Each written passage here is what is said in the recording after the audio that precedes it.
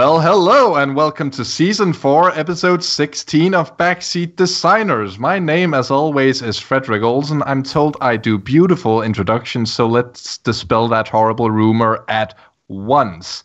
As usual, I'm joined by my two esteemed co-hosts. First of all, there's the Space Quest historian, Troels Pleimert.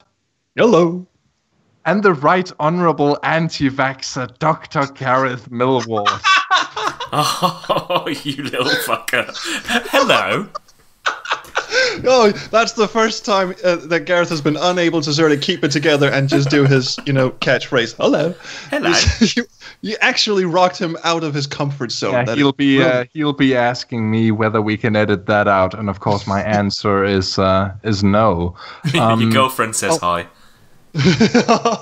Oh, that's a low blow, man. Oh, I thought the answer was going to be PewDiePie is a ... Libel alert, libel alert, libel alert. Of course, we also have a guest here with us, per the usual, for this season, and it's one Mr. Florian Kasper. How are you doing, good sir? I'm fine, thank you. Hello, thanks for having me on. Oh, you're welcome. And today, basically, what we're going to do is we're going to jump straight into talking about this game that you're doing, because you're doing a game called Corven, Path of Redemption, which is basically Troels was the one who caught wind of this game, and technically I'm caught me on his wind. Yeah, okay. There's a lot of wind going on. Yeah. But then you smelled the wind, and it smelled lovely. And can you explain why, Troels? I think it has something to do with where Florian lives. I hear there's great weather down there. Not literally. It was a metaphor. Why is the game interesting to us? I don't know. Let's let Mr. Florian Kasper describe his lovely game to us. I think that would be a lot more interesting. Go ahead. Oh my. Well, it's a story-driven open-world RPG adventure, I think you could label it. Yeah, it's open world, just like Skyrim, for example, but smaller. And it is an RPG, but it has adventure elements in it. So you won't just kill stuff and talk to people like usually in RPGs, but you will have to solve puzzles just like in adventure games like, Sierra, LucasArts, and so on. That's the short version. Mm-hmm. I want to get a bit into the creative process, because, what are your motivations for not just making an RPG? Because it is a pretty popular genre in its own right, and your game certainly looks pretty, so you would probably be able to sell a shitload of copies of it, but why... Jinx it! Jinx it! I said probably, but why add the whole adventure spin to it? Well, my favorite genres are RPGs and adventures, and initially it should have only been an RPG. And my favorite RPG series is Ultima. I don't know if you guys know it. Oh. And Ultima always was very story-driven and was all about the story and even some puzzles and not much about the combat, at least from Ultima 4 on. So now, there was a certain amount of ostensibly drug-infused inspiration in the early Ultima game, at least. I haven't played them myself, but I've watched a very comprehensive retrospective. Spoonie? Yes, exactly. Oh, my. Did you know? He was one of my favorite YouTubers from back in the day, and he's awesome dude. But he did that very comprehensive retrospective. And the early games, especially the first one, where it's like a medieval RPG, and then all of a sudden, boom, here's a spaceship. Let's go to space. It's like, yeah, why not? Yeah, very. But he sorted it out, and starting with Ultima 4, it was more coherent, the whole thing. But yeah, and I know Spoonie didn't like everything that came after Ultima 4 so much, but those are my favorite Ultimas. And that's where the whole mythology got into it. You got the whole Avatar and the golden rules or whatever. So, you're into the whole myth building aspect of it, I gather. Yeah. Well, it's like a very stop talking to me, please. Yes. Leading the witness, Your Honor. My apologies. My apologies. Yeah, you're being too the great thing there, about Ultima. Sorry. No, sorry, Okay, I thought you were being a bit too polite to Troels there. You can call him an idiot if you want to. No, he's all Everyone else. Well, you sure you should. It's fun. Try it.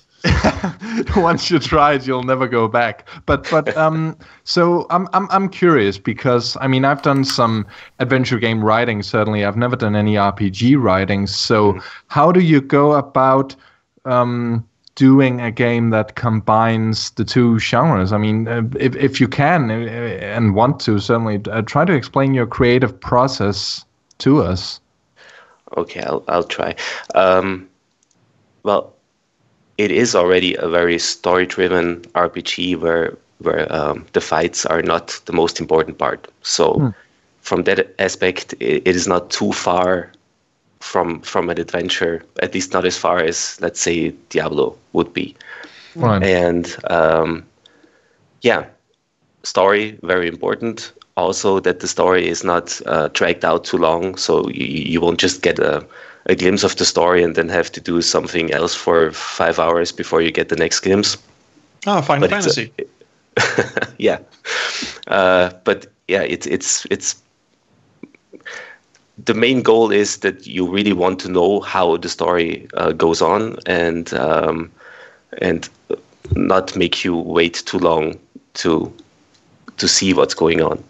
And well, from there, making a story-driven RPG, the next step is making the quests not just about, like I said, dialogue or combat, but actually putting in puzzle quests like in classic adventures. It's not really too difficult. I'm worried a bit if RPG players will like this, but I hope they will. And adventure gamers, I think, will definitely like it if they do the adventure mode where they don't have to fight and don't have to worry about the stats and the skill system and so on. So, can I ask a question that you may have already answered, because as per tradition, my Skype just crashed for a few seconds there. You're ruining the magic, Trolls. Yeah, it wouldn't be an episode if Trolls didn't get kicked out because of something. I'm not even kidding. That's happened literally every episode we've done. The theme of this season is not let's talk to nice and cool game developers or anything. It is Trolls battles with Skype, and then a game developer shows up. Yeah, true. Anyway, the question, Mr. Kasper, is do you have to pick RPG mode or adventure mode from the start, or can you switch it off during the gameplay? Is it just, can you just say, all right, I'm sick of the RPG bits, let's just turn them off and go through this bit? No, unfortunately, you have to choose in the beginning and you cannot change it afterwards. It's a technical limitation. We really thought about it, how we should do it, but it wouldn't be possible. We turn off so many things in adventure mode that we couldn't do it while playing. Because if the answer was yes, I was really going to grill you, because that seems like an impossible task. So I fully understand that that is not possible. But I just wanted our listeners to sort of realize what it is we're talking about. We're not just talking about easy and hard mode in Monkey Island 2. We are talking about the game fundamentally changes its shit on you. Yeah, the combat and the skill system will be completely different. Yeah. Mm-hmm. Could you tell us a bit about the story itself? Because now we're already into game mechanics and the house. He's not done yet. Oh, I'm sorry. Oh shit! What, did I interrupt you mid-answer? I'm so sorry. No. I was just rambling on. No, that was in reference to a previous episode. A previous bunch of German game developers. We tried, this is a callback. We tried to interview another group of German developers, actually, who were very adamant to not tell us that much of their game story because they were, quote, not done yet. So, going back to Trolls' question, what can you tell us even though you're not done yet? What's the story about? Not done yet, and I won't tell you anything about it, of course. Just the back of the box blurb, please. No, I can tell you a lot actually about it. The story, unlike many RPGs, you will be one specific character, and you cannot choose gender. I'm sorry, and you will have to be this character, just like in many adventure games. You start out in the present time. You're a guy who, he drinks, he parties, he doesn't have his life together, and you can relate already. And one night he accidentally hits a woman with his car, and Jesus.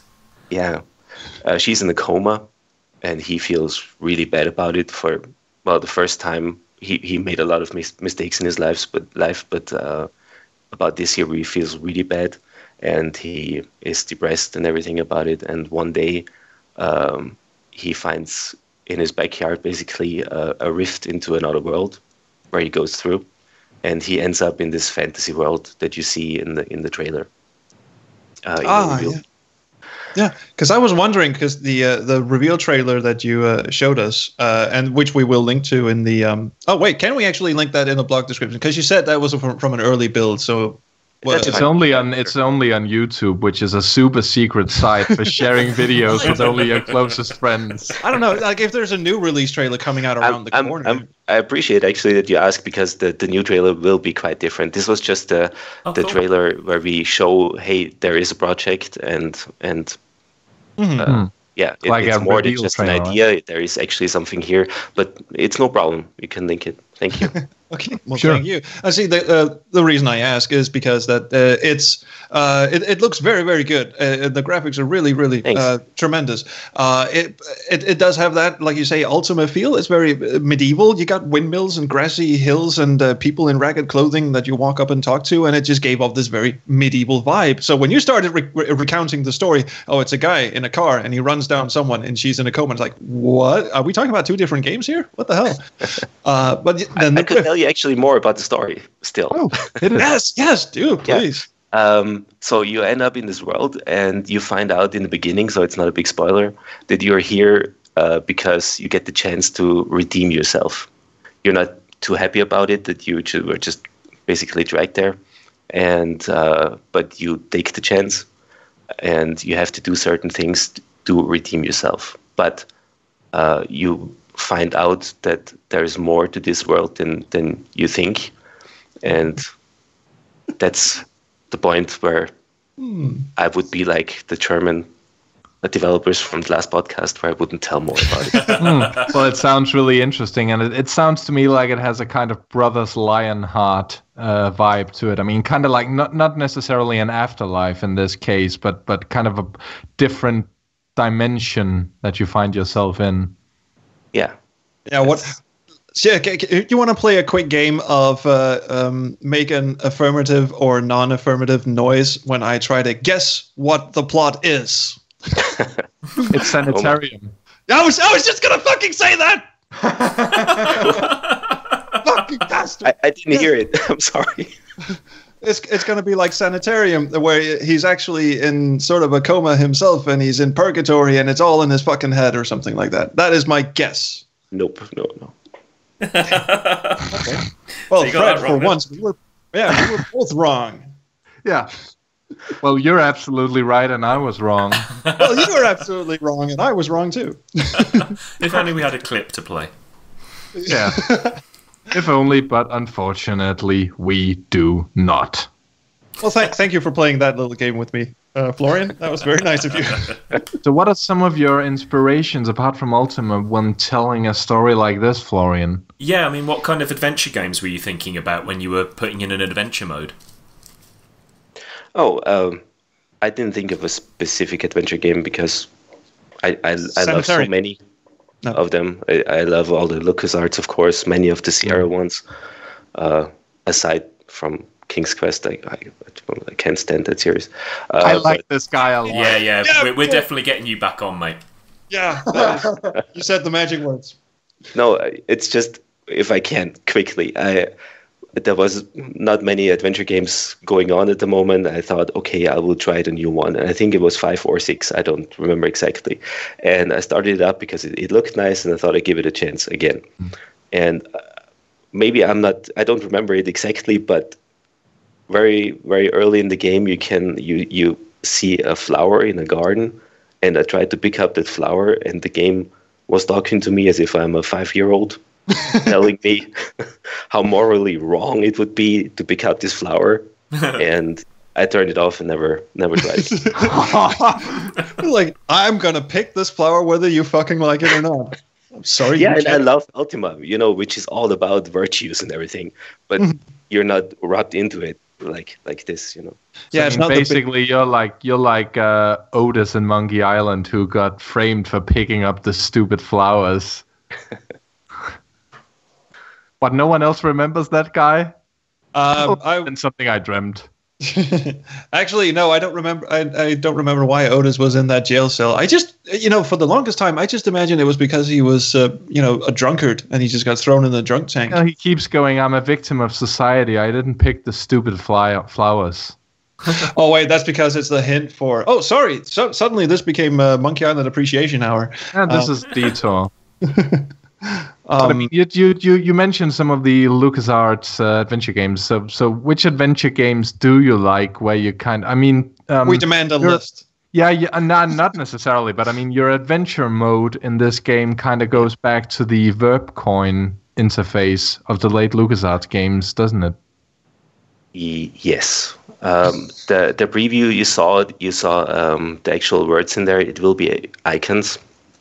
And you won't have them there all the time when you click on something, but you will see the ones that you can actually use. So it is not exactly like the LucasArts verb system where you always have pull, push, and so on. It's a little bit simpler. But I didn't really, now that you ask, I didn't think about which adventure did it best or anything like that, if that is your question. Well, not really. It was more if you had any direct inspirations that kind of went into what you're doing, because something that we haven't mentioned yet, which is kind of intriguing to me, because I thought it would be the obvious choice, would be something like Quest for Glory, which very early on mixed RPG and adventure. Yeah, but we don't mix it too much. No. If you play adventure mode, you will not have to care about stats and everything. And that's why I'm actually not a big fan of the Quest for Glory series, because if I play an adventure, I want an adventure. And I see the RPG mode with the adventure elements more like an enhanced RPG and not necessarily, a mix between the two. So this is really interesting then. So you're releasing effectively 2 games. I wouldn't go so far, no, because you have the same story and you have the quests and the puzzles in both versions. It's just that if you play the adventure mode, you will not have to deal with combat and the skill system.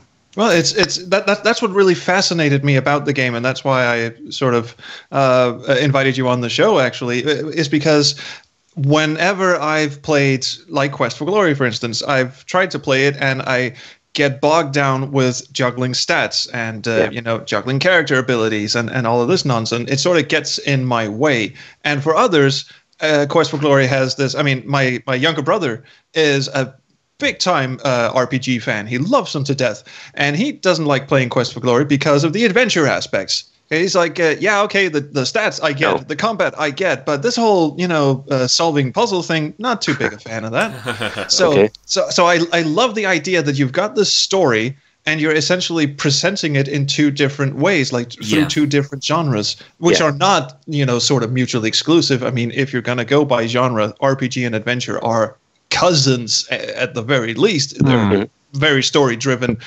genres. But it's an incestuous relationship. Nice one. Yeah, I was waiting for someone to go down that road. They're not unrelated. They're cousins.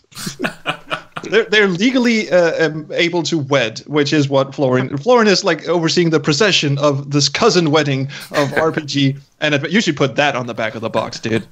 The family tree is a stump. A cousin wedding between adventure games and RPG. Yeehaw! Yeah. So anyway, that's making fun of Southerners out of the way. We just to be clear, we don't think your game is inbred stupid, but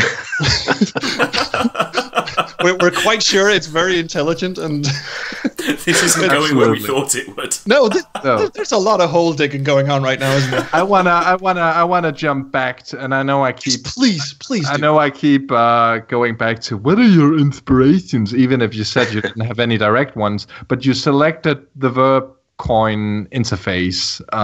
Not currently with text, but eventually with icons. Mm-hmm. And did you have any kind of decision-making process where because I mean, most people gravitate towards LucasArts verbs like, Thimbleweed Park that just came out, or the Sierra style with point and click and icons. What made you select the UI that you eventually went for? The reason is I want to keep the UI as minimal as possible while you're just playing the game. I don't want it to be cluttered all over. So that's why I wanted the icons or the verbs only there if you click on something. And that is the main reason.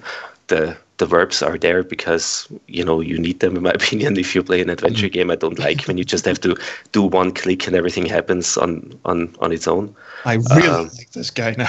And that's all. Oh, but seriously, the big old question of the UI has been a source of contention for me, at least. Apparently, I'm the one who gives the most of a shit about this on the show. But if there is one thing that can absolutely go fuck itself, it's the single-click interface. It's like a PowerPoint presentation of a game. Come on, fantastic. Dave Gilbert loves you, trolls. I don't know. I think it depends on what type of game. Now they're washing their hands of it. Dave Gilbert loves you guys. Well, I mean, I didn't mean it that way. I mean, there is certainly Dave Gilbert has. There are some uses for the single-click interface. I just said the way Dave Gilbert's games are. Dave Gilbert's games are two-click. And I have told the man to his face that I think his games assume too much on the behalf of the player. But it's not a single click. In retrospect, I should have gone for that. Instead, I stuffed a recording device up his face. Good times. I don't know. I think single click can work. It depends on the game you're trying to portray. But that wasn't really the question, was it? And now I'm derailing. So sorry. No, I agree. It can work. I just think if we make this game and then present an adventure mode, and then you don't have to do anything adventure-like with one click, then I don't know. I agree with that. Yeah, but also to sort of ram home the idea that this is actually adventure mode. It's not just a simplification of the RPG bits. No, it's not. I agree with that too. No, I love about adventure games. In general, for me, adventure games is a great story and combining objects. That sounds maybe stupid, but that's what I have in my head when I hear adventure. No, and I like the idea of you having to really think what you're doing with all the stuff that you have, and not just, like I said, have a dialogue and the game doing it for you beside the fighting. Yeah. I think someone, it might have been me, once said that the adventure games are all about manipulation and larceny. And, it's a very subtle way of quoting yourself. Wise man once said, it might in fact have been me. I might have been smoking at the time. I don't know. But yeah, it is the tried and true. So you get the appeal of adventure games, and hopefully, and I'm the wrong person to ask, you get the appeal of RPG fans as well. Because I suppose we're kind of, because it's not really our forte, we're kind of neglecting the RPG aspect of it. So I think this leads... That's a good point. Sorry. So no, go ahead, because I was about to ask a question, but I think you might want to interject something here at this point before I get into specifics. No, I just want to say that's a thought we had, of course, too. And I was thinking very long how we should make this game best. And every time you think about it, you think about what people, what you think that people like. And I drove myself crazy with that, actually, because, you think, I want too much combat, but then, no, people love combat, and in games like Skyrim, they don't do anything else but exploring and combat, basically, because the story is very thin, in my opinion. But in the end, I just decided to do the game in a way that I would love to play it, and hope that there are others who love that way of playing too.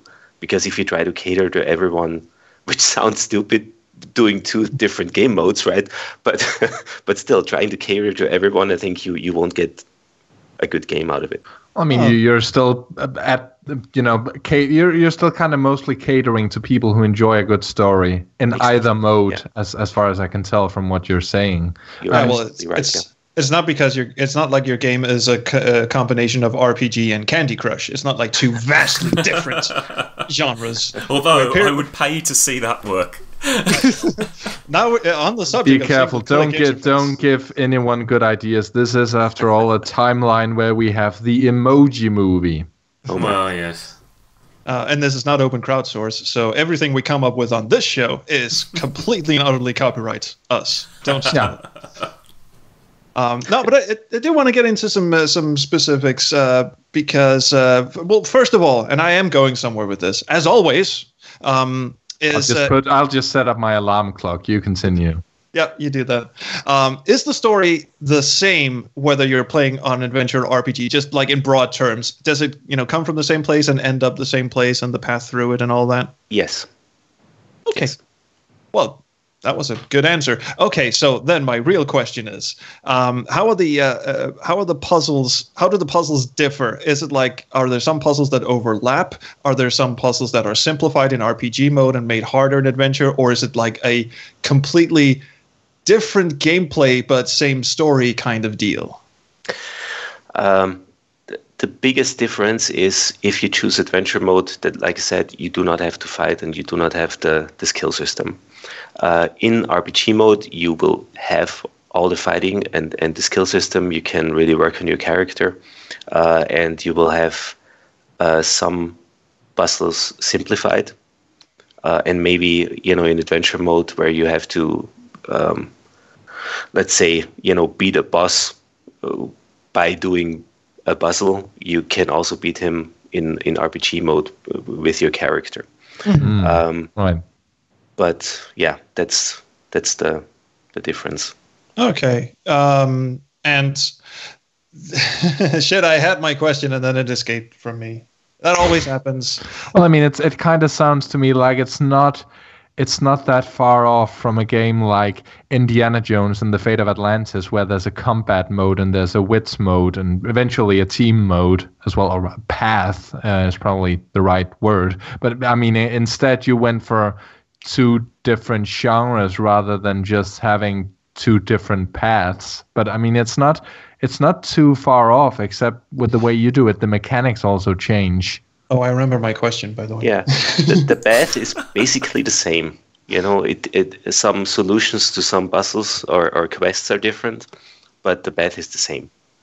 Okay. My question had to do with side quests, which is a big part of RPGs, in that, take a game like Fallout, where it's basically just, an endless stream of side quests, and then there's an overarching plot running through it. But I lost my dog. I can't be asked to find the fucker, but I really miss him. Please help. Yeah, and then you walk all across the map and all the way back. Millions of random fights and shit happens, and you get sidetracked a million times. And you see eventually when you return with the dog goes, nah, keep him. Yeah, here's your reward. And adventure games usually have a linear path through them. Some may differ, like Pandora Directive. They differ on sort of a, how the story is told. But even in Pandora Directive, you generally go from A to B to C with some slight deviations. And you described this game, at least in the email you wrote me, as possibly the first true open world adventure game. And now we're getting into some serious shit, because that was that sounds amazing. That was the subject of the second ever episode of the show you're on right now, back when Fred and I were drunkenly calling each other up on the phone. So I don't remember, sorry. No, neither do we. So we're desperate to hear, how do you, in fact, because we never came to a consensus back when we were. No, and Gareth wasn't even born. That's why we didn't come. So we really want to know 2-3 years later. Gareth hadn't even been vaccinated at that point. I can imagine some kind of weird plot line where I have to go back in time to make sure that Fred meets trolls, otherwise I'll never be born. Well, I mean, if Angry Video Game Nerd got a movie. Well, he directed it himself. Anyway, the question was, how do you, in fact, make an open-world adventure game? Does it involve a lot of side quests? How the hell did you do that? Well, we are not done yet, but Applause, sir. Applause. but yeah, I listened to that episode. You sent it to me, and I think it's a two-part question, right? Do we have side quests, and how do we do open world adventure game? Yes, in your own time. You talked back then about open world adventures, and as far as I understood it, for you, open world is if you have access to all the scenes immediately, right? At least that's what I understood. And this is really... You have to remind us, because we really honestly don't remember. No, you made examples, like in a Larry game where you can, you can go to all the scenes basically immediately. I love how he's describing one of our previous episodes to us. This is how our memories work. This is what happens when you drink, people. This is your brain on alcohol. Don't do it. Don't do it, kids. Like the guest has done more research for this episode than we have. Well, I didn't want to say that, but nice going, man. Thank you. Yes. Yeah, Cheers, but mate. this game is really open world, which means there are not just scenes where you can go, but I'm sure you know how Skyrim works, and it's the same way. It's just a smaller world than Skyrim, but it is really there is no loading screens, there are no scenes. You can go from one side of the map to the other side, seamlessly. Right. But we will have, or we do have obstacles in there. For example, once you have to get explosives together to blow away some rocks from a landslide to get to a certain area. But other than that, it's open world. And yes, we do have side quests, but not too many. We don't have side quests just to have side quests, because our game is not, like I said, so combat focused that you have to have some stories that justify killing rats. But it is very, very focused on the main story. And wherever it makes sense to have side quests, for example, in some village, there will be side quests, but they will also be, thought through. It's not just, I forgot my book in the basement, please get it. But, little stories about some characters in there, which you do not have to do in either mode, of course. Okay, so it's basically like which King's, and I'm sorry to bring up King's Quest incidentally, but there was that one good one which was King's Quest 6, I believe, the one that Jane Denson. Good one. the one semi. Well, that's actually true. No, King's Quest 6 is, in my opinion, a very good game. It's the one that's least shit, apparently. But it's one of the selling points for that game was that it was about, I think it said 40% optional, or was it even 60% optional? Like you could basically breeze through the game, but you'd be missing out on a lot of shit. And it sort of springs to mind that it's kind of like, okay, there's a bunch of extraneous shit that you can do that sort of furthers the plot. It's not essential if all you want to do is get to the credit screen, but you should do games marketing, man. What, me or Florian? Yeah, you. I mean, there's all this shit that you don't necessarily have to play. I mean, you can do it, you cannot do it. I don't give a shit. Just buy it, Don't play it. Don't play all the way through it. It's fine. on the back of the box, you've not got game time, playing hours, but compulsory playing hours, like one, maybe. Well, it depends. How long is the Steam refund time these days? 1 hour, 2 hour? Yeah, or about that. Yeah, go ahead. Knock yourself out. That's not funny. We're talking to game developers. There's no such thing as Steam refunds. Assholes. GOG.com. Yes. Cool. Okay, so you basically have... So is this like because I'm thinking there's got to be a lot of... different ways to get past certain obstacles and puzzles. You mentioned the blowing up of the bridge thing.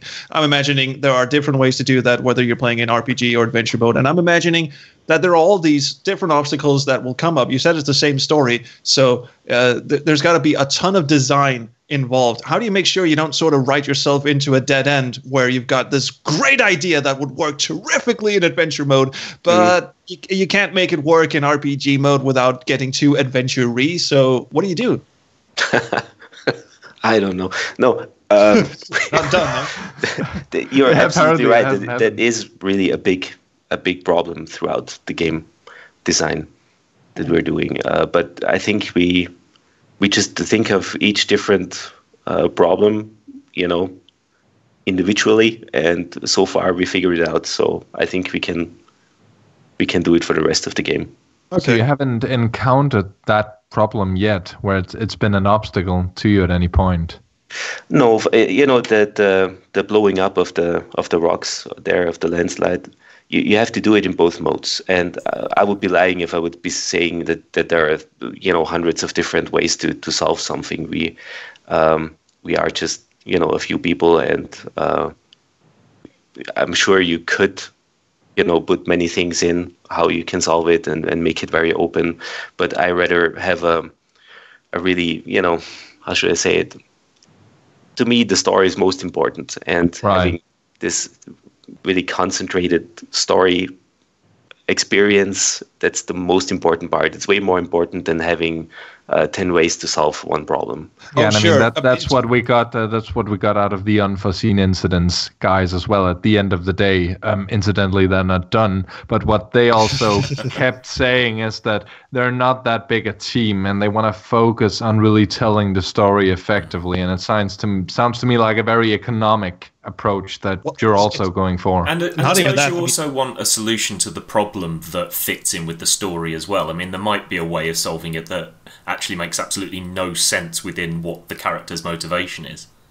Well, let's be fair. Let's be fair. Most game designers, even in adventure games, only bother putting in a single solution to most of the problems. I mean, multiple solutions. We keep going on about how fucking awesome they are, but really, at the end of the day, very few, even of the celebrated classics that we all adhere and look up to, only have one solution per problem. So the fact that Florian has to go in and design 2 different solutions to most of the game's problems is already a mastodontic task. Is that even except for King's fucking Quest, which will allow points for getting yourself into a dead end, Roberta?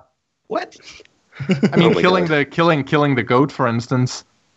What goat?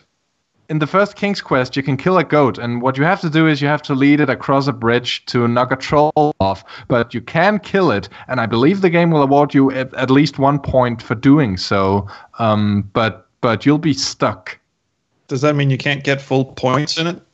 No, that means you can't complete the fucking game. You're at a dead end. You've gotten yourself stuck, and there's no way back unless you have a save game. Oh, but hang on. I know we're getting way off track here, but I just want to clarify this. If you get 1 point for killing the goat, but the correct answer is to lead it across a bridge, and you probably get some points for doing that, then you're missing a point. The point for killing the goat. No, you're missing a puzzle solution because you can't get the troll off the bridge without killing the fucking goat. Yeah, but once you get to the end game, you're still 1 point short. Without leading the fucking goat over there. So what I'm trying to say is that... Florian, are there any goats in your game? Yeah, actually. Can you kill them? Yes. You get points. I thought you said... You get points in RPG mode, right? For killing goats. Sorry, you have to be very low level.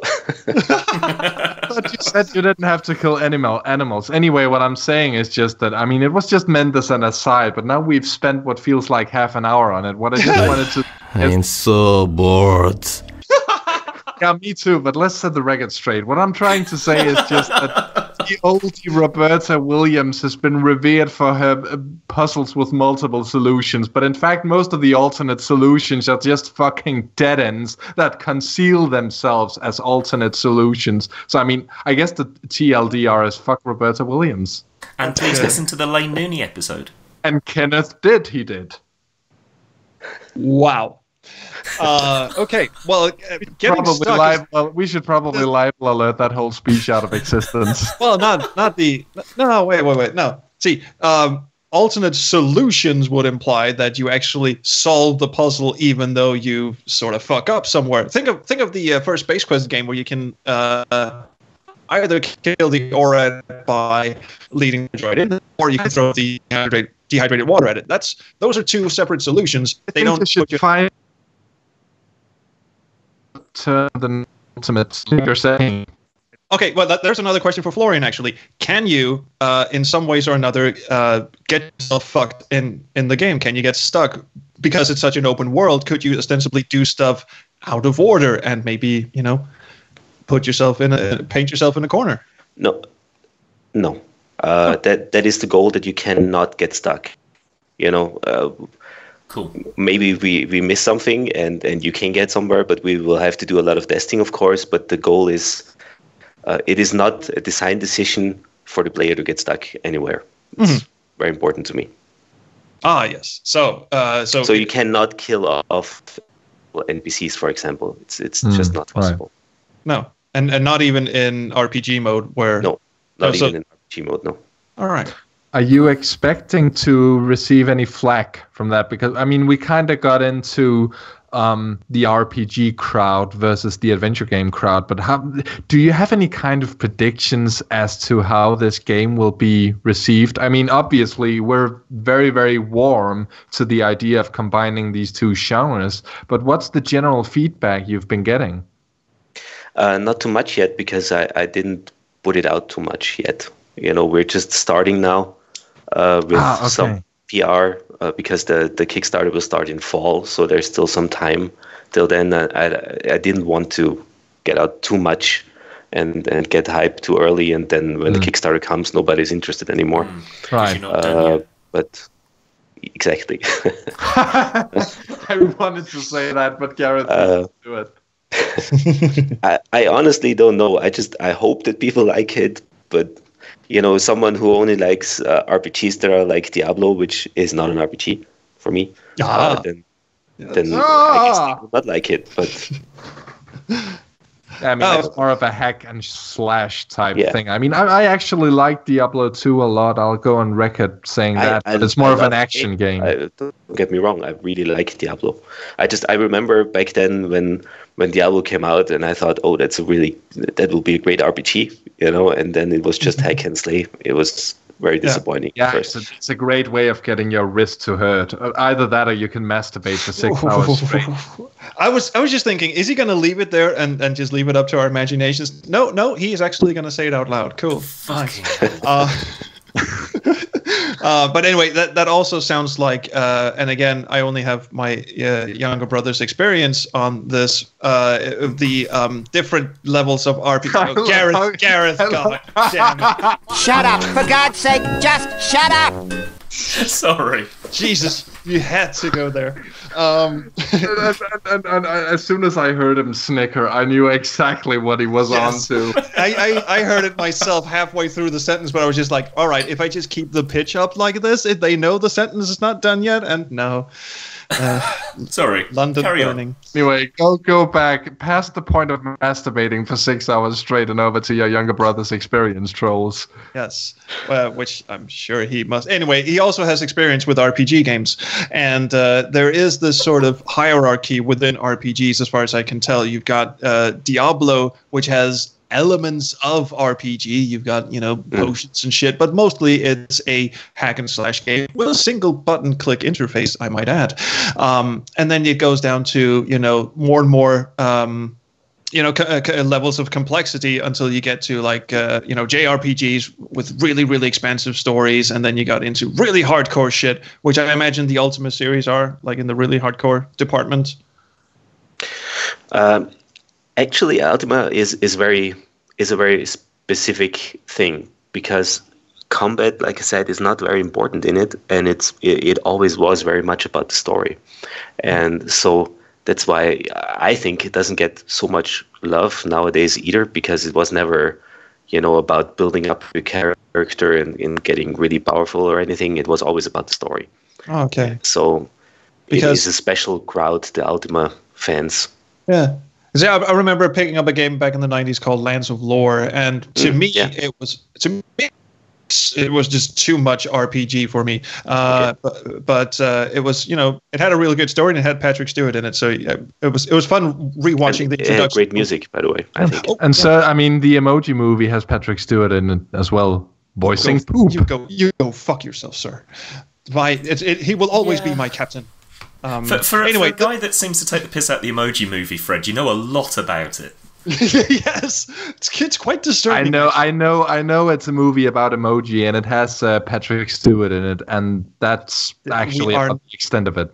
You know what? We are not ever going to talk about Patrick Stewart being in the Emoji Movie. He is my captain. He shall always be my captain. I mean, it's not as if they sponsor me or anything, but you should definitely go see it. It's great. I hear we just got a huge influx on the Patreon account. Why does that say Paramount Pictures or whoever the fuck is releasing this shit? Well, I mean, I have no comment about that.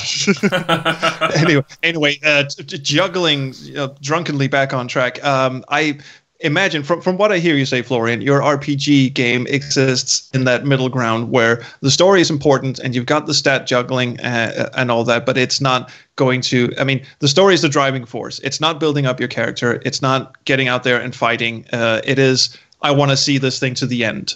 So would you say it has more in common with JRPGs, which in my head at least, has more to do with story? I'm not talking like mood and setting and all that, but I'm talking like more story than RPG.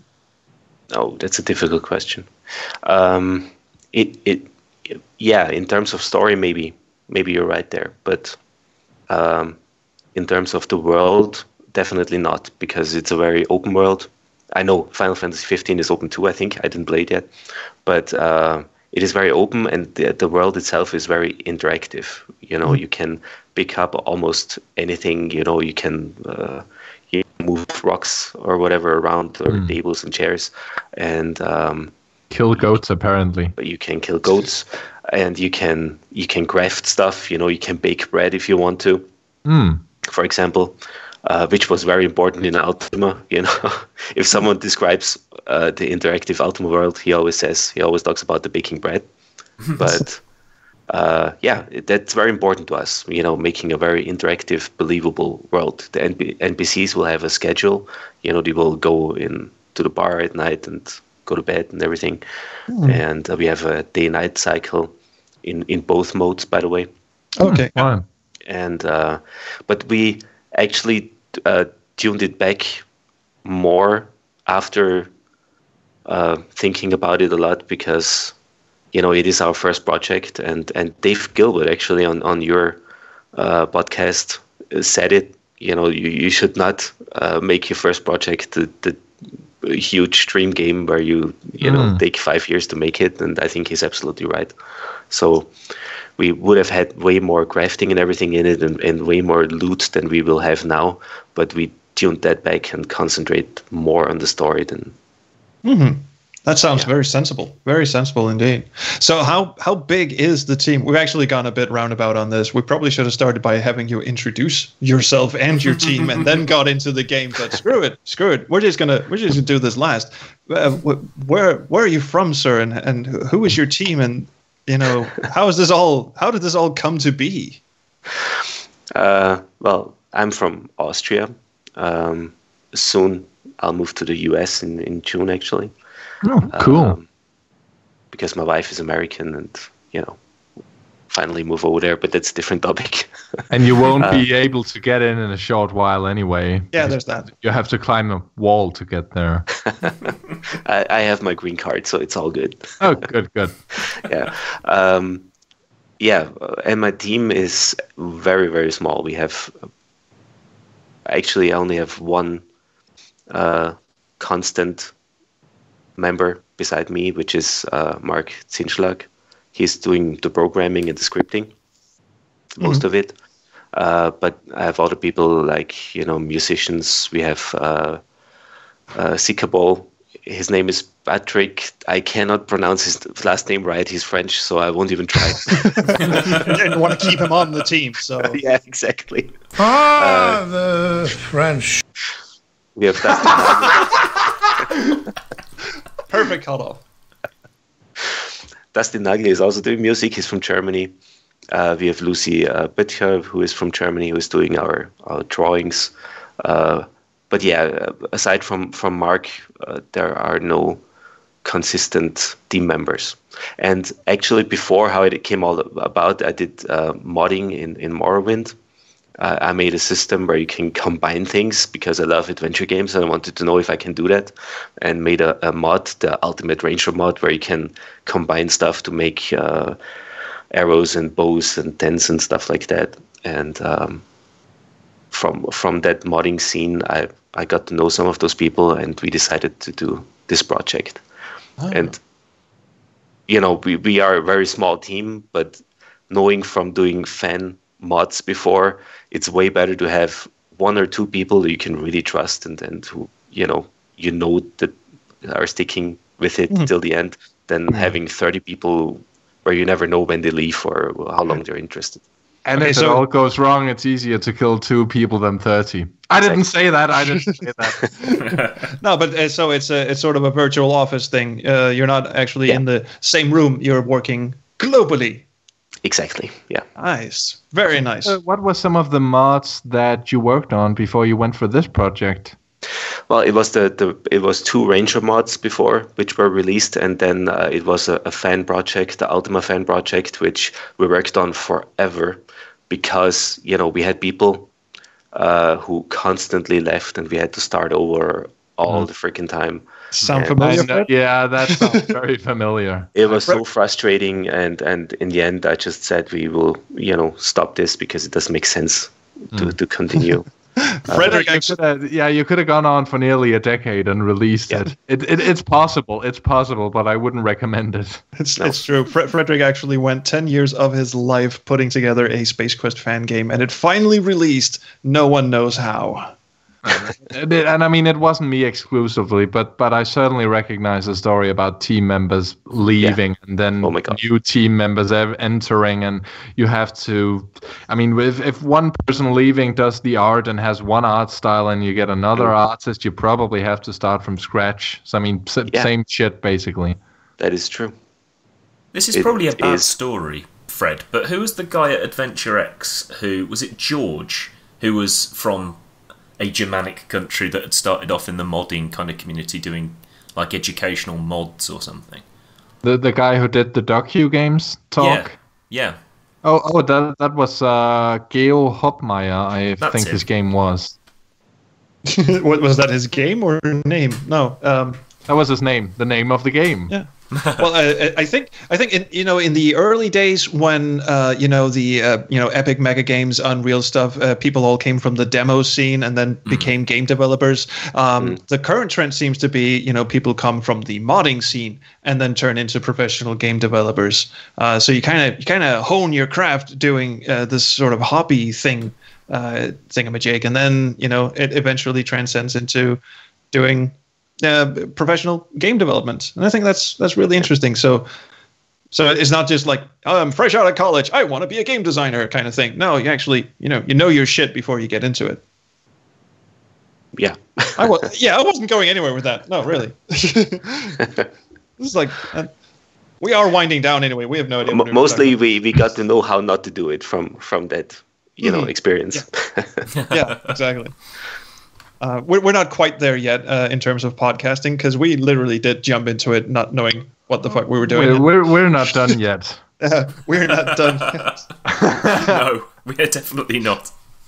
Can I ask sort of a peculiar question, and we can edit this out if you don't want to answer it? I know that's a great way to lead in. Oh, it's not what animal would you be? It has not incriminated or nothing. No. You don't have to put libel alerts in or anything. I'm just wondering about financing. It's not about the 6 hours of masturbating either, is it? that depends on how Florian answers the following question. Did you have to jerk someone off for 6 hours to finance this game? Okay, let me ask that in a serious way. Making a game is fucking expensive, right? So we're back, people. Hello, trolls. You have a question for Florian. Yes. So making a game is fucking expensive, right? So you probably didn't just ring up your friends from overseas and say, "Hey, let's make a game. Sure, we'll work on this in our spare time," or anything. This is like a really serious project that you want to release and be serious about. So obviously, you must have gotten some financing at some point. How did you go about that? So far, I've financed it myself. I luckily have a good job here, or had, until I quit now. to move to America, and I spent several thousand euros already for the project. Oh wow! And in fall we do the Kickstarter, and then I hope I get at least that money back, and some additional money to keep on going. But we finance, or I financed it myself so far. We do have a button, a donate button on the webpage, but since I didn't do PR or anything yet, so there is not really anything coming in. So we're actually kind of the front runners of awareness for this game. I mean, it's so cool to talk to someone who has a vision to the extent that they will put everything on a limb like that. It's not so cool that we waste their time whenever we have them on here. I feel kind of bad for all the detours we've taken during this show now. Yeah. So anyway, there is going to be a Kickstarter for the game, is what I'm hearing you say, because you just said that. Is there any? So what you can I venture a guess that what you're actually working on right now is sort of a playable demo type thing for the Kickstarter? Exactly. Yeah. The demo will be the actual start of the game. It will not everything will be in there already, but yeah, we're working very, very intensely on finishing this demo till fall. Which is not too. It sounds easy demo, and I talked to a few people online, and they're we're just doing a demo. Doing a demo is basically almost finishing the game from a gameplay standpoint, because the game has to work. Yeah, and if once we are done with the demo, the rest is just putting in the rest of the game, because everything is in place already. Yeah, sure. You got to worry about, the engine has to be in place, and okay, the graphics might not be final, but the combat, the adventure, the icon system, all that has to be in there already. Yeah. Well, I think we're coming up on the end times shortly. Actually, just regarding the episode, not the world all around you. That would certainly be a shame before your Kickstarter. But you kind of mentioned that there will be a Kickstarter, Florian. But we just mentioned it outright twice. Well, you heard him say it because he said it. So yes, that's true. But you mentioned your website had a big fat donate button, and if you want to reveal its presence on this show, where may people find your website? Where may they find info about your game right now? Yeah, at the moment it's titansofether.com, which is a reference to Ultima. But soon we will change the name of our company or our team to Dark Wolf Games. So visit it and donate, but don't bookmark it, is what you're saying. Yeah, but the site will be up for about a year still. So if you go to titansofether.com, you will be fine even after we change the name. Oh, okay. So what are your inspirations? No, I'm sorry. I just really like wearing your inspirations on your sleeve. I'm the Space Quest historian, so fuck it. So I completely sympathize with that. Yeah, that was a very polite. Yeah, Shut up, dude. Everything? Shut up. No. Is there anything else that you want to? We've spent a lot of time talking about your game now. Is there anything else that you want to plug? Your early mods or anything like that? Do you enjoy long walks on the beach? Yeah, I do. And in the forest. No. All right. Well, that's it for the. No, go ahead. No, please go to our homepage, titansofether, oneword.com. We are also on Twitter, Titans of Ether, and on Facebook too, with our game, which is Corven, Path of Redemption. And that's Corven with a C. Yes. We will, of course, link the hell out of it in the blog. Thank you so blog much. post. So not the plug post, but it's basically the same thing. Plug post. Can I just because I just barfed hash out into the ether and didn't explain why. No, I meant to say hyphen path of redemption. There you go. I guess I just don't want to be the guy in the corner just going hash the government. And on that bobsled and on the end of a beautiful May Day, it's probably time to wrap up this episode. If you liked what you heard, you can go to backseatdesigners.com where you can find all the links to subscribe to the show. We also have a Twitter presence. It's at BS Designers. And finally, we do have that Patreon account in which Paramount funnels all that lovely Coke money. Is it actually Paramount? I'm going to have to look that up now. No, it's kind of a Panama company which they operate as kind of a shadow. Never mind. It's a Patreon. Sony Pictures. It's Sony at patreon.com/backseatdesigners. And yes, Sony and Columbia are putting out the Emoji Movie, which stars Sir Patrick Stewart in the role of Poop. He's my captain. Also, Columbia, Coke, it's in your Patreon. There's a link there. I'm sure of it. That wasn't racist, was it? And finally, if you want to discuss the intricacies of this delightful conspiracy, you can also do so at our Facebook group, which is simply called Backseat Designers, and it's open, so you're welcome to join, although I don't see why you should. So that's about all of it. So thank you for coming along, Florian. It was a real pleasure. Well, thank you again for having me. Thanks. Yeah, thank you for accepting the invitation. Thank you for hitting me up and making me aware of your game. And we hope we didn't. This is how we keep. How we keep getting guests. I get off, and Trolls hits the guests up. There was that revelation I made a couple of episodes ago that I was nude for some of the episodes this season, but I didn't explain which ones. Has always been celebrated for its excellence. I'm gonna go straight to say goodbye, Gareth. Goodbye. Say goodbye, Trolls. Goodbye. And it's a goodbye from me as well, and we will see you around. Take care. No more for today.